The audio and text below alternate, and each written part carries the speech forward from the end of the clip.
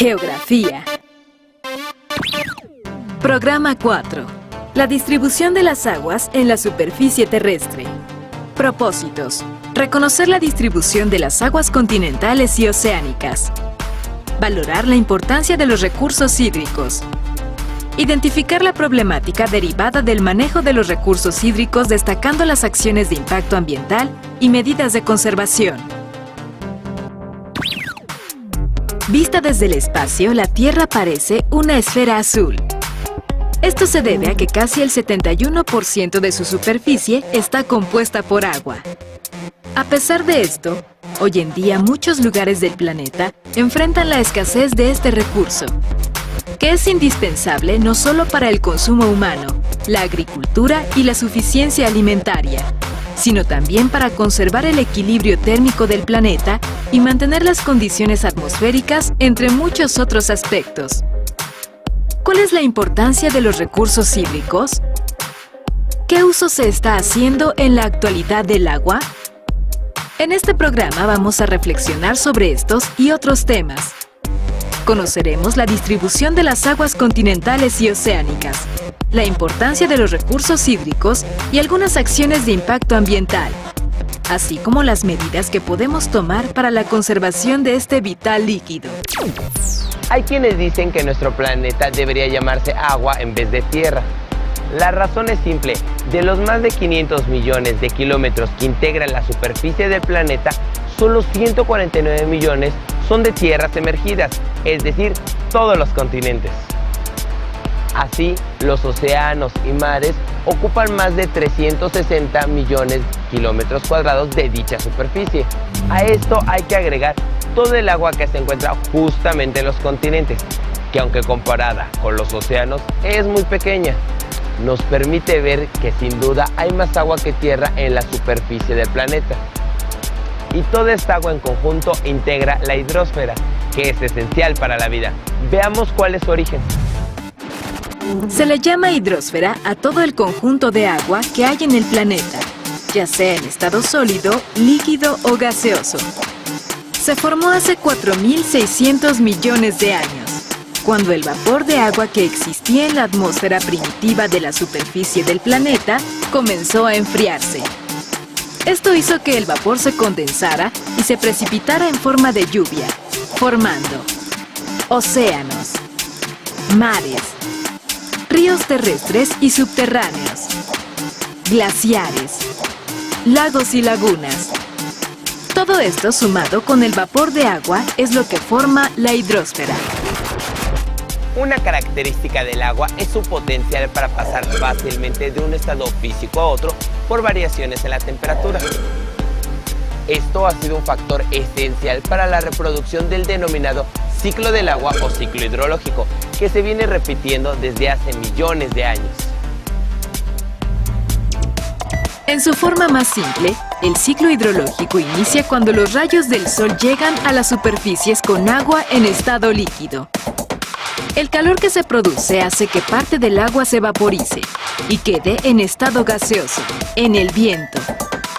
Al llegar a cierta altura, este vapor se enfría y se condensa, es decir, pasa de estado gaseoso a líquido, y por gravedad cae de nuevo a la tierra en forma de lluvia.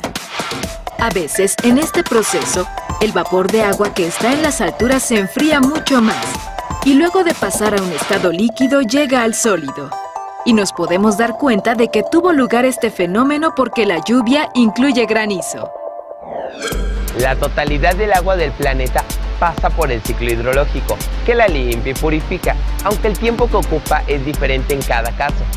Por ejemplo, el agua que está en los canales solo requiere de 2 semanas para pasar por todo el ciclo hidrológico, en tanto que en lagos y presas puede tardar hasta 10 años.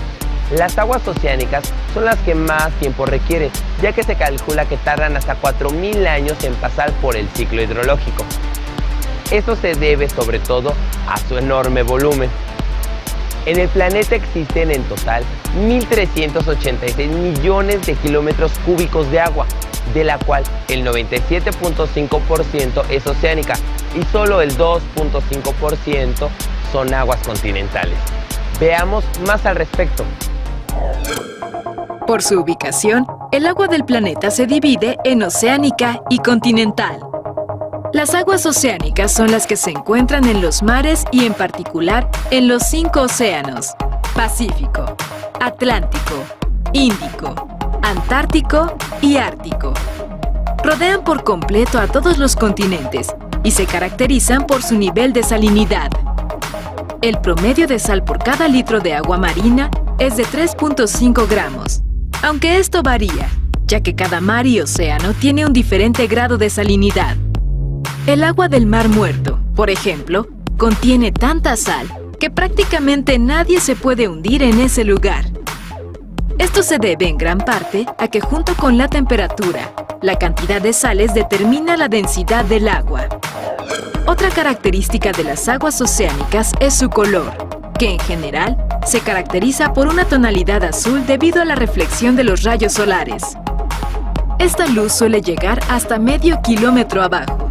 Sin embargo, como la profundidad promedio de los océanos es de casi 4 kilómetros, en el fondo reina la absoluta oscuridad. Además de influir en el color, el sol también incide en la temperatura de las aguas oceánicas, ya que como los rayos solares llegan de manera perpendicular, los mares y océanos cercanos a los polos presentan temperaturas más bajas que los que se encuentran próximos al ecuador. En promedio, la temperatura de las aguas oceánicas es de 3.8 grados centígrados, pero desciende a mayor profundidad. Por otra parte, el constante ascenso y descenso del aire y su contacto con estas aguas también propicia cambios de temperatura y genera la regulación térmica en la atmósfera. En general, el agua de los mares y océanos ha sido poco utilizada por el ser humano, a pesar de que existe en abundancia. Últimamente se busca aprovecharla para producir electricidad, incluso existen plantas para desalinizarla y hacerla potable. Pero hasta ahora prácticamente las aguas continentales son las que se usan para todo. A pesar de que, como hemos mencionado, constituyen el 2.5% del agua que hay en el planeta, esto es poco menos de 35 millones de kilómetros cúbicos. Como su nombre lo dice, las aguas continentales son los cuerpos de agua dulce que se encuentran en los continentes.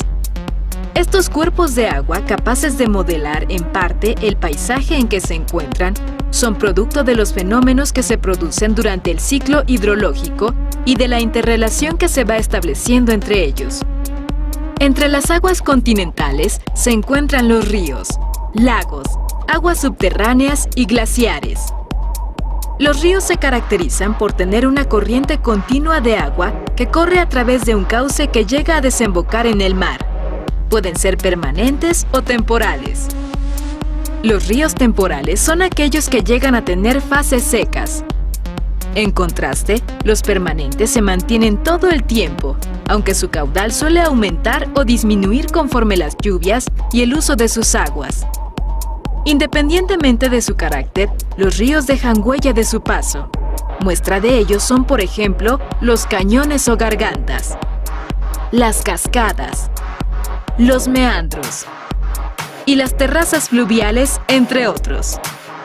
Otra fuente de agua continental son los lagos, que son hundimientos o depresiones del terreno, en donde se acumula el vital líquido sin llegar a tener contacto con el mar.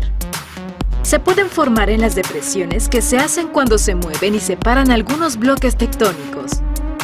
También se encuentran en los cráteres volcánicos y en cuencas que se hicieron por antiguos glaciares. En todos los casos, modifican el paisaje. A veces la acumulación de agua se da bajo la tierra, gracias a la infiltración de este valioso líquido que atraviesa diversas capas hasta llegar al estrato rocoso del subsuelo, el cual impide que se siga filtrando. De esta manera se forman los mantos freáticos, que son enormes concentraciones subterráneas de agua que en algunos casos forman parte de lagos o ríos subterráneos. Estos cúmulos de agua constituyen una importante reserva que suele explotarse mediante el uso de pozos. Según el Programa de las Naciones Unidas para el Desarrollo, hoy en día se calcula que más de 2.000 millones de personas en el mundo se abastecen de aguas subterráneas. Considerando el volumen total de aguas continentales, la subterránea tiene un porcentaje importante. Sin embargo, el primer lugar lo ocupan los glaciares y los polos, que poseen más de 31 millones de kilómetros cúbicos, de los casi 35 millones disponibles. En otras palabras, más del 89% del total de agua dulce que hay en el planeta está congelada, lo que deja solo un 11% disponible. El ser humano, las plantas y los animales que viven sobre la corteza continental requieren consumir agua dulce para vivir, pero el ser humano, además, la utiliza para actividades que van desde su aseo personal y el de su hábitat, hasta la generación de energía eléctrica, el transporte, los procesos industriales y la agricultura, entre una gran variedad de usos. Y la demanda de este vital líquido es cada vez mayor, ya que la población va en aumento. Hoy somos 7.000 millones de seres humanos y todos requerimos de él. Y por sorprendente que parezca, en vez de cuidar cada vez más estos recursos, el ser humano está acabando con ellos. El problema más que el uso es el abuso y principalmente el mal uso que se está haciendo del agua. Por eso hoy en día está gravemente contaminado. ¿Cómo es que estamos descuidando un recurso del que depende la vida misma en el planeta? En la actualidad, casi 2 millones de toneladas de desechos son arrojados diariamente en ríos y lagos, y casi en su totalidad provienen de diversas actividades humanas.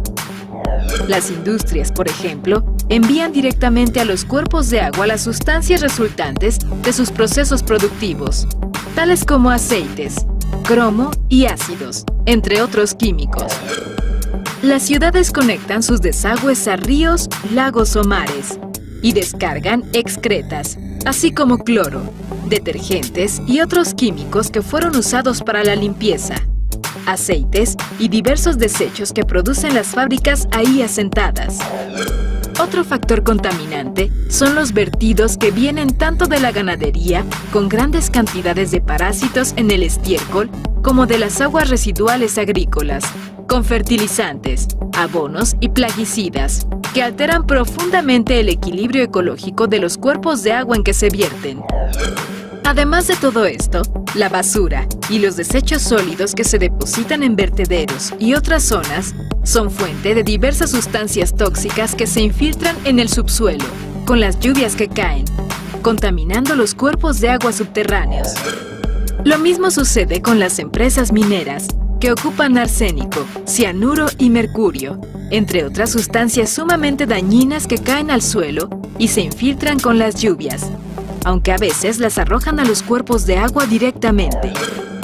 Actualmente el 72% de los ríos, lagos y arroyos del mundo están contaminados a causa de residuos urbanos o industriales que provocan la transmisión de más de la mitad de las enfermedades infecciosas que se conocen.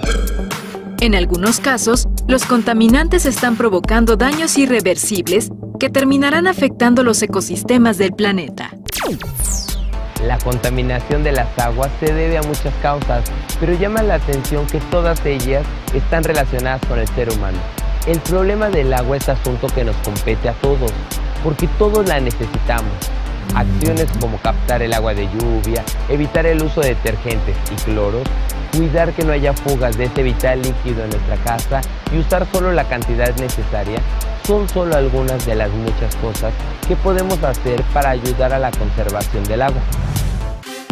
El agua ocupa casi el 71% de la superficie terrestre. Esto es, más de 360 millones de kilómetros cuadrados.